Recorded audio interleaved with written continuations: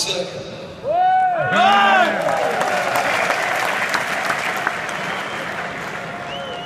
Jag vill bara säga vilken är det att vara med er ikväll. Jag tycker atmosfären på stadion är helt fantastisk. Jag gratulerar alla.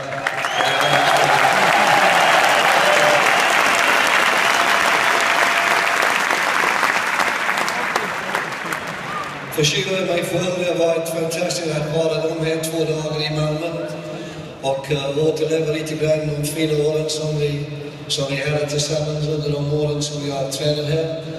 Och klubben är starkare än någonsin och jag kan bara önska er allt lycka i framtiden och många fler Champions League-matcher att komma. Så gratulerar alla och tack så mycket.